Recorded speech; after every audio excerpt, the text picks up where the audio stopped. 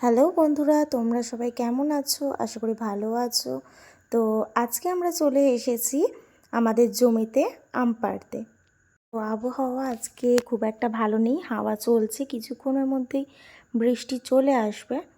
তো বরকে তুলে দিয়েছি আম গাছে। দেখতেই পাচ্ছ আম গাছে প্রচুর আম হয়েছে এবং আমার বর ইতিমধ্যেই উঠে গেছে আম গাছে আম পাড়তে।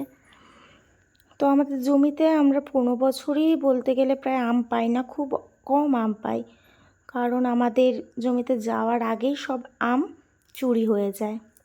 তো এইবার ভাবলাম আগে আগে গিয়েই কাঁচা আম ছিঁড়ে নিয়ে চলে আসি। তো প্রচুর আম হয়েছে গাছে, আর আমাদের গাছে হিমসাগর আম হয়। আমগুলো দেখতেও খুব সুন্দর লাগছিল, খুব একটা বড় হয়নি, তার আগে ওদের ছিঁড়ে নিয়ে চলে আসা হয়েছে। আমাদের আম গাছের নিচেই একটা পুকুর ছিল, তো ওটা আমাদের নয়, কিছু আম ওই পুকুরের মধ্যেও পড়ে গেছিল।